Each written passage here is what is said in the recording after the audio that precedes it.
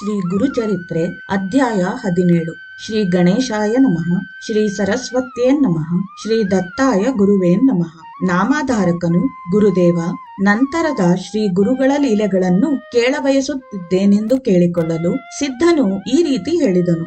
ಗುರುಗಳ ಲೀಲೆಗಳಲ್ಲಿ ಪ್ರೀತಿ ಉಂಟಾಗುವುದು ನಿಮ್ಮ ಜೀವನ ನೌಕೆಗೆ ಅನುಕೂಲವಾದ ಗಾಳಿಯು ಬೀಸಿದಂತೆಯೇ ಸರಿ. ವತ್ಸ, ಈ ಕಡೆಯಿಂದ ಶ್ರೀ ಗುರುಗಳು ಕೃಷ್ಣಾ ತೀರದಲ್ಲಿನ ಬಿಲವಟ್ಟಿಯನ್ನು ಸೇರಿ ಅಲ್ಲಿರುವ ಔದುಂಬರ ಮರದ ಕೆಳಗೆ ವಾಸಿಸುತ್ತಾ ಚಾತುರ್ಮಾಸವನ್ನು ಕಳೆದರು. ಅಲ್ಲಿ ಅವರು ಎಲ್ಲರಿಗೂ ಬಯಸಿದ್ದುದನ್ನು ನೀಡುವ ಸ್ಥಿತಿಯಲ್ಲಿದ್ದರು. ದತ್ತ ಸಂಪ್ರದಾಯದ ಪ್ರಕಾರ ಭಿಕ್ಷಾಟನೆ ಮಾಡುತ್ತಿದ್ದರು. ಭಿಕ್ಷಾವೃತ್ತಿಯಿಂದ ಅಹಂಕಾರವು ನಿರ್ಮೂಲನವಾಗುವುದು, ಅದರಿಂದ ಮಿಕ್ಕವರನ್ನು ಅನುಗ್ರಹಿಸಲು ಸಹ ಉಪಯೋಗವಾಗುತ್ತದೆ. ಕರವೀರಪುರದಲ್ಲಿರುವ ಒಬ್ಬ ಬ್ರಾಹ್ಮಣ ಬಾಲಕನಿಗೆ ತಾಯಿ ತಂದೆಯರಿರಲಿಲ್ಲ.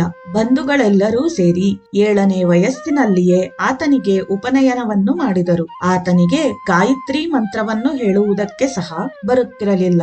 ಕೆಲವರು ಅವನನ್ನು ಅವಹೇಳನ ಮಾಡುತ್ತಾ, ಎಲವು ಮಂದಬುದ್ಧಿಯವನೇ, ಪಂಡಿತ ಪುತ್ರಃ ಶುಂಠಃ ಎನ್ನುವಂತೆ ನಿನ್ನ ತಂದೆಯ ಹೆಸರನ್ನು ಹಾಳು ಮಾಡಲೆಂದೇ ನೀನು ಹುಟ್ಟಿರುವೆ. ನಿನ್ನಂತಹ ಮಗನು ಇದ್ದರೂ ಒಂದೇ, ಸತ್ತರೂ ಒಂದೇ. ನಿನ್ನ ಜನ್ಮವು ವ್ಯರ್ಥವಾಯಿತು. ವಿದ್ಯೆ ಇಲ್ಲದವನನ್ನು ವಿಚಿತ್ರ ಪಶುವಿನೊಡನೆ ಹೋಲಿಸುವರು. ನೀನು 2 ಕಾಲಿರುವ ಜಂತುವೆಂದುಕೊಳ್ಳಬೇಕು. ಪಶುವಿಂದಲಾದರೂ ಯಾರಿಗಾದರೂ ಉಪಯೋಗ ಉಂಟು. ನಿನ್ನಿಂದ ಯಾರಿಗೆ ಉಪಕಾರ?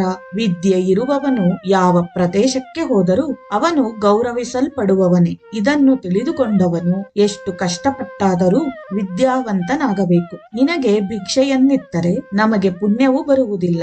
ನಿನ್ನ ಸೋಮಾರಿತನವನ್ನು ಪ್ರೋತ್ಸಾಹಿಸಿದ್ದಕ್ಕೆ ಪಾಪ ಉಂಟಾಗುವುದೆಂದು ನಿರಾಕರಿಸಿದರು. ಆತನಿಗೆ ಯಾರೂ ಭಿಕ್ಷೆಯನ್ನು ಕೊಡಲಿಲ್ಲ. ಆತನಿಗೇನೂ ತೋಚದೆ ಏನು ಮಾಡಿದರೆ ನನಗೆ ವಿದ್ಯೆ ಬರುವುದೆಂದು ಕೇಳಿದನು.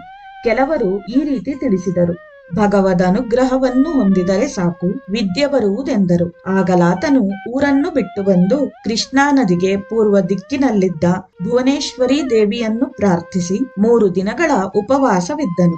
ಆಕೆ ಪ್ರತ್ಯಕ್ಷವಾಗಲಿಲ್ಲವೆಂದು ಕೋಪದಿಂದ ತನ್ನ ನಾಲಿಗೆಯನ್ನು ಕತ್ತರಿಸಿ ಆಕೆಗೆ ಸಮರ್ಪಿಸಿದನು. ಆಗಲಾ ದೇವಿಯು ಸ್ವಪ್ನದಲ್ಲಿ ಕಾಣಿಸಿಕೊಂಡು ಆತನನ್ನು ಕೃಷ್ಣಾ ನದಿ ದಕ್ಷಿಣ ದಿಕ್ಕಿನಲ್ಲಿರುವ ಯೋಗಿಯು ಅಪಾರ ಶಕ್ತಿವಂತನು, ಅಂತಹ ಯೋಗಿ ಪುಂಗವನನ್ನು ಆಶ್ರಯಿಸಿದರೆ ನಿನ್ನ ಬಯಕೆಯು ಈಡೇರುವುದು ಎಂದು ಆದೇಶಿಸಿದಳು. ಆ ಬ್ರಾಹ್ಮಣ ಬಾಲಕನು ಅಳುತ್ತಾ ಬಂದು ಶ್ರೀ ಗುರುಗಳ ಪಾದಗಳಲ್ಲಿ ಬಿದ್ದನು. ಅವರ ಪಾದಗಳನ್ನು ಹಿಡಿದುಕೊಂಡಿರಲು ಶ್ರೀ ಗುರುಗಳಿಗೆ ವಿಷಯವು ಪೂರ್ತಿಯಾಗಿ ತಿಳಿದು ದಯೆಯಿಂದ ಆತನ ತಲೆಯ ಮೇಲೆ ಕೈಯಿಟ್ಟು ಆಶೀರ್ವದಿಸಲು ಆತನಿಗೆ ನಾಲಿಗೆಯು ಬಂದಿತು.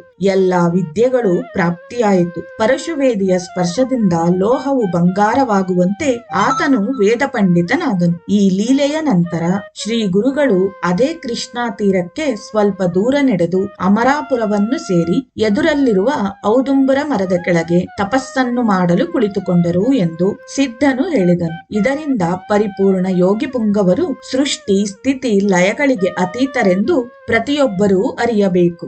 ಇಲ್ಲಿಗೆ 17ನೇ ಅಧ್ಯಾಯವು ಸಮಾಪ್ತಿಯಾಯಿತು. ಜೈ ಗುರುದೇವ ದತ್ತ.